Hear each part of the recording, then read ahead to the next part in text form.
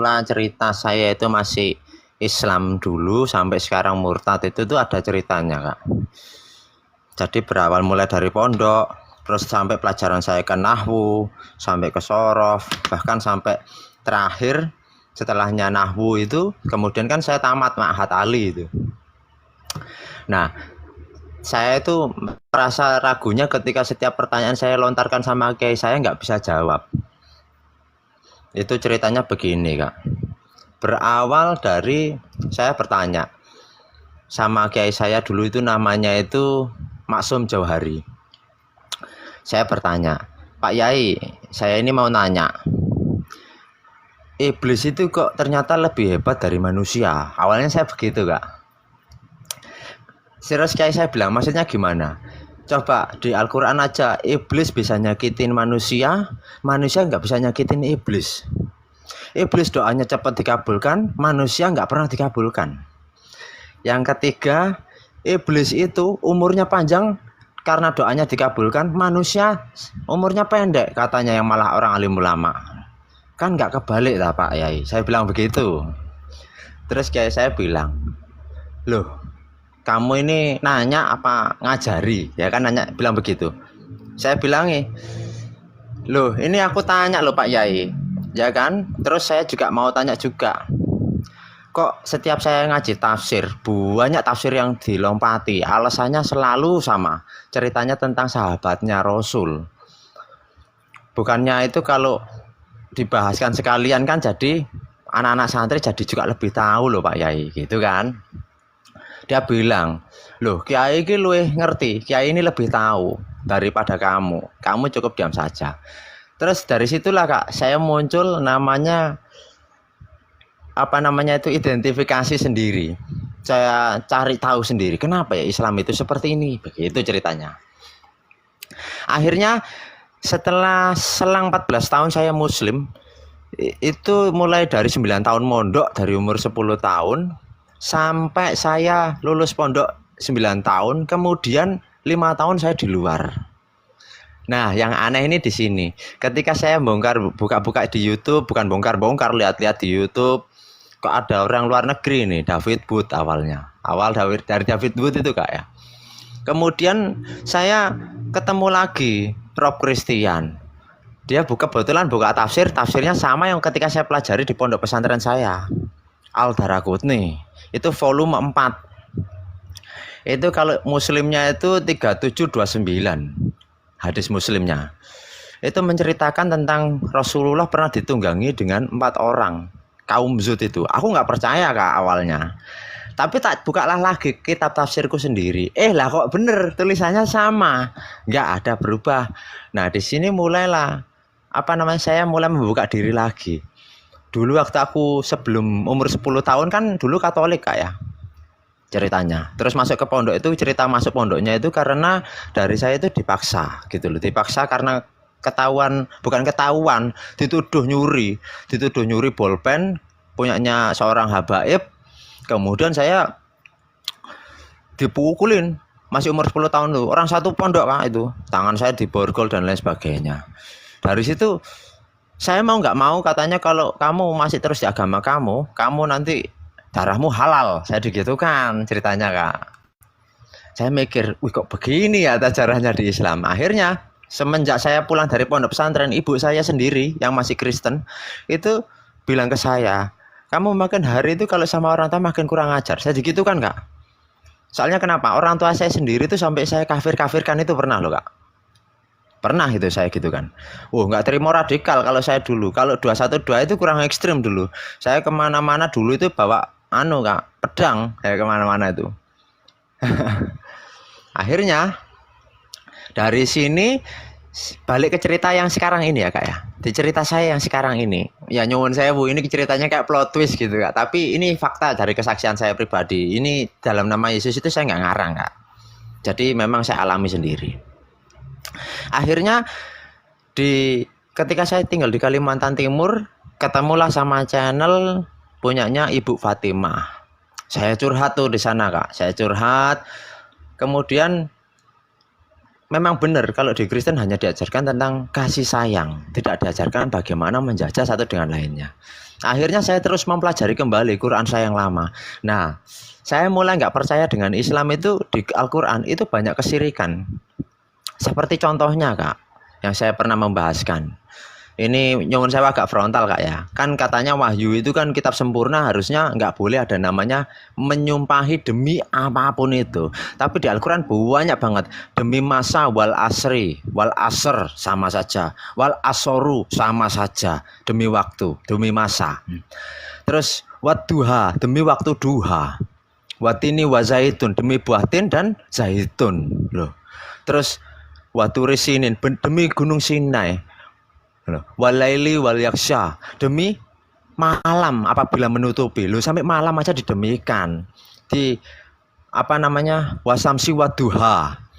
Di surah Asams itu juga mendemikan matahari. Loh, ini Tuhan yang model apa sih kok bisa mendemikan segalanya? Saya sampai seperti itu. Sampai akhirnya saya terus mempelajari, ketemulah di surahnya Al-Sod. Di surah Sad ayat 34 yang dikatakan bahwasanya jin saja bisa berdakwah loh dalamnya Quran. Jin siapa itu? Jin Soher. Bahwa kami telah menguji Sulaiman. Itu kata-kata dari siapa? Jin Soher yang sudah menguji Sulaiman, mengambil cincinnya Nabi Sulaiman itu, kemudian dia menjadi gila. Selama 40 hari dia menjadi gila. Istrinya 1000 istrinya itu ditiduri sama jin, gak bayangin. No, apa gak ngeri? Dari sini saya semakin gak percaya lagi dengan Al-Quran. Akhirnya saya seringkali bertanya sama orang Islam, Kak, arti ibadah di Islam itu seperti apa? Mereka kebanyakannya hanya mengatakan ibadahnya kalau di Islam itu harus jelas. Contohnya sholat itu. Oh berarti kalau dia setiap hari nggak melakukan sholat sama aja nggak ibadah. Iya makanya harus rajin sholat. Oke, berarti selama dia beribadah cuman ingat 5 waktu tok loh sama Tuhannya. Tidak seperti di Kristen, setiap saat ingat loh. Ya kan Kak? Terus mereka mengatakan orang Kristen itu ibadah nggak jelas. Saya tanya sekali lagi, ibadah dalam kehidupan manusia itu seperti apa? Dulu saya pernah diajari namanya ngaji urip kan Kak? Tak kembalikan ilmunya ke mereka, nggak tahu akhirnya mereka. Saya jelaskan Kak, saya ke mereka. Permisi Mas, orang bekerja buat istri, anak istri itu mereka ibadah. Mereka yang melakukan segala sesuatu, arti daripada ibadah, mengerjakan segala sesuatu bermanfaat bagi sesama manusia, itu beribadah. Tapi yang anehnya di Islam tidak tahu Kak seperti itu. Baginya mereka di luarnya Islam itu kafir, di dalamnya Islam itu beragama, ya kan? Lah sekarang aja ya saya tanya, kebanyakannya yang di Indonesia sekarang ini sudah bukan Syiah, Sunni, ya toh? Nah, saya tahu dari situ dari mana? Dulu zaman saya kecil itu di tahun 2004 saya sudah ngaji. 2002, 2004 itu saya sudah ngaji di pondok pesantren itu, ya nyuwun sewu di wilayah Kediri Pak Kak, pondok pesantrennya paling gede itu. Ya tapi ya kalau dibahas namanya pondok pesantrennya silahkan dicari pondok pesantren terbesar di Kediri itu apa, nanti ketahuan. Jadi kiainya zamannya Maksum Jauhari, Gus Maksum Jauhari. Di sini saya pelajarin semua dari mereka. Dulu Syiah itu begini. Sekarang muncul lagi di tahun 2008 muncul Wahabi. Ya kan? Quran hadis. Nah, kemudian muncul lagi di zaman sekarang Sunni. Lah si Sunni ini hadisnya hadis modern. Nah dari sini saya semakin tahu, oh ternyata semakin ke sini kitabnya bisa dirubah, gitu loh. Lah kalau dikatakan di situ kul ya ayyuhal kafirun, katanya mereka katakanlah Muhammad, harusnya qala ya Muhammad, loh bukannya kul ya ayyuhal kafirun, kan begitu. Harusnya. Bang Natayal, mohon maaf sebelumnya Bang ya, untuk narasinya mungkin sedikit dijaga ya, kita fokus ke kesaksian. Jangan terlalu frontal sekali karena kami selalu on cam di sini. Iya, iya Pak. Siap. Jadi saya lanjutkan tadi itu, dari situ mereka saja mengatakan dari kitab sucinya mereka mengatakan bahwasanya apa ya kalau dibilang ini, katanya nggak boleh menambahkan ya Kak ya, atau mengurangi. Nah di sini kok ada penambahannya banyak banget. Akhirnya saya meyakinkan diri, oh ya berarti masih bener agamaku yang dulu ini ya kayaknya. Aku begitu. Kemudian malam hari semenjak saya sering join ke channel-channel para apologet itu, saya menemukan titik terang nggak? Titik terangnya di mana? Anehnya, setiap saya melakukan yang kebaikan ke mereka, itu mereka hanya menanggapinya sebatas kayak gimana gitu kasarannya ngomong itu kayak uang muka dua gitu loh kak. Para warga-warga itu. Akhirnya dari situ saya mengatakan dari diri saya sendiri, oh berarti memang sudah waktunya ini. Akhirnya saya masuk Kristen lagi kak. Saya masuk Kristen, saya dibaptis di Balikpapan ceritanya itu. Setelah saya dibaptis, yang awalnya namanya Jonathan jadi Nathanael. Itu begitu ceritanya kak. Nah dari situ saya semenjak mempelajari tentang kekristenan, hati saya itu jadi semakin kalau dibilang lunak kak. Jadi kayak kasarnya ngomong itu ngerti arti kasih sayang sesama manusia. Ya walaupun mereka beda loh agamanya sama kita loh kak, kan begitu. Dari sini tadi akhirnya saya mengerti. Iki loh jenenge urip, ini loh arti hidup gitu loh. Saya akhirnya nggak tahu kak gitu itu. Kemudian semakin saya tekunin selama 3 bulan, hampir 3 bulan inilah kak ya, sudah masuk ke Kristen itu, sudah hampir 3 bulanan ini. Saya menemukan namanya apa yang dikatakan oleh Tuhan Yesus kita kak. Mengasihi itu yang membuat hati kita itu menemukan jalan kebenaran, kan seperti itu kan, kasih sayang itu. Akhirnya dari sini saya yakin, oh ya berarti benar ya Tuhan Yesus itu nggak pernah mengajarkan menjajah di negeri manapun, tapi mengajarkan tentang berbelas kasihlah kepada sesamamu manusia, gitu loh. Nah, kemudian saya awalnya berusaha dilengserkan nggak sama mereka. Ketika saya baru berapa hari itu masuk, berusaha dilengserkan. Kalau Alkitabnya orang Kristen itu ada yang berbau namanya Alkitab Pelangi. Nah, itu. Kemudian saya selidikin, saya tanya-tanya teman-teman saya yang di Singapura, Brunei, yang ada di Mekah, Chicago, sampai wilayah Sydney, saya tanya-tanya semua. Itu saudara-saudara jauh juga itu kak.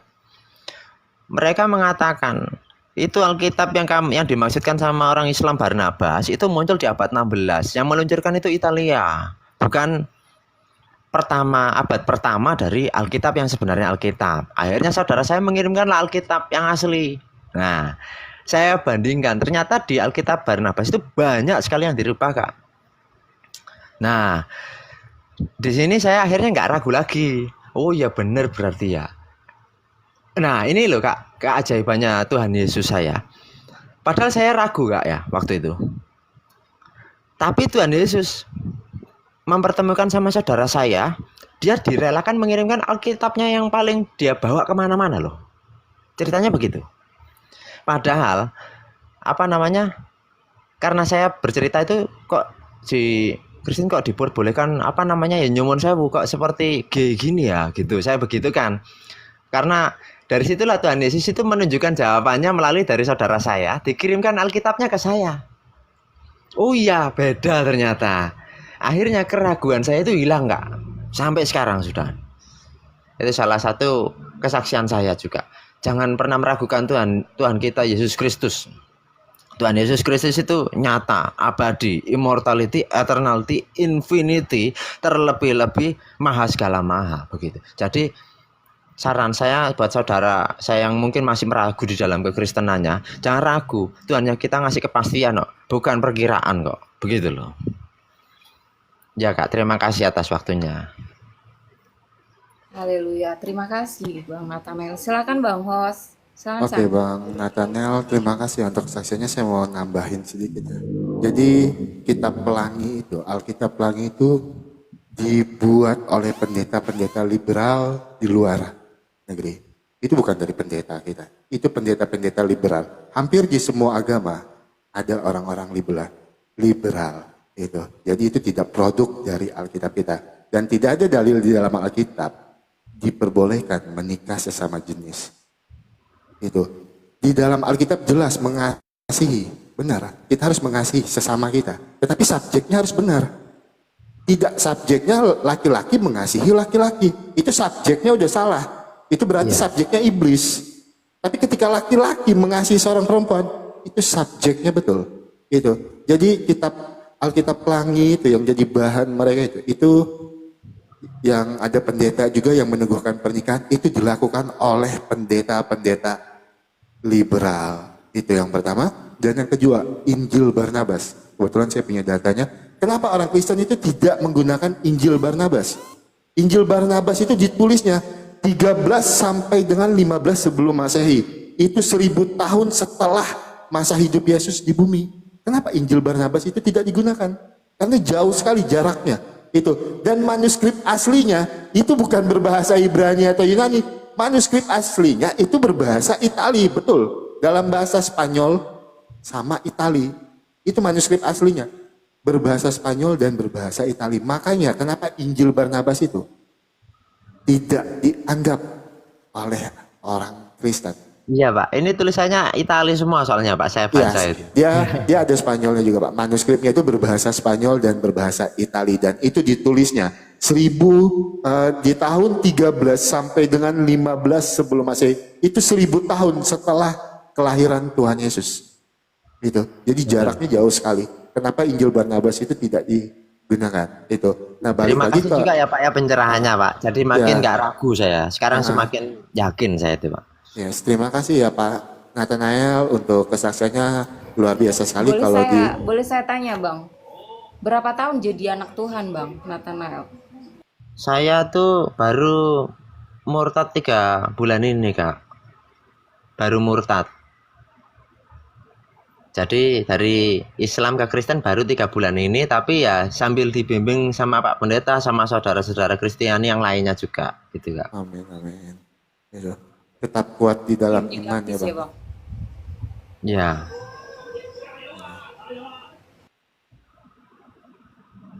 Tetap kuat di dalam iman ya Bang ya. Apalagi baru 3 bulan, tapi saya yakin dan percaya Tuhan Yesus pakai Abang untuk menjadi saksi Tuhan. Tapi kalau boleh saya memberikan masukan sedikit. Ketika Abang bersaksi tentang kebaikan Tuhan di dalam kehidupan Abang, jangan terlalu frontal sekali tentang iman yang lama. Karena Abang tahu Pak sendiri.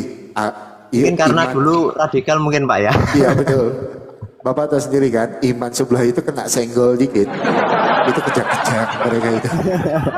Tapi mereka kalau nyenggol iman kita boleh. Gitu. Tapi mereka kalau kena senggol udah kejang-kejang gitu Pak. Tapi luar biasa ya kesaksiannya. Kalau diizinkan saya akan posting kesaksian Bapak di YouTube pribadi saya ya. Kalau Bapak mengizinkan itu Bang Nathanael. Kalau diizinkan saya akan posting di YouTube pribadi saya. Terima kasih ya Pak Nathanael untuk kesaksiannya. Tetap kuat di dalam iman. Tuhan Yesus memberkati Bapak sekeluarga. Shalom Pak, selamat malam. Shalom Pak, shalom Kak. Selamat Terima malam. kasih ya atas waktunya ya Kakak. Terima kasih Pak Nathanael. Bang ya. Ya, terima kasih. Tuhan Yesus berkati. Ya teman-teman. Haleluya. Itu ya, jadi Mantan santri pondok ya. Itu. Mantan Jadi santri pondok murtad. Betul itu. Nah jadi teman-teman tuh jangan salah paham ya. Kenapa sih kita orang Kristen itu tidak menganggap Injil Barnabas ya? Karena diterbitkannya itu jauh sekali jaraknya itu loh. Dengan kelahiran Tuhan Yesus bukan diterbitkan ya. Ditulisnya itu jauh sekali setelah kelahiran Tuhan Yesus 13 sampai dengan 15 Masehi. Itu 1000 tahun setelah kelahiran Tuhan Yesus. Dan manuskripnya itu berbahasa Itali dan berbahasa Spanyol. Itu. Jadi kita orang Kristen tidak menganggap itu sebagai Injil yang asli. Makanya Injil Barnabas itu tidak dianggap. Nah kalau Injil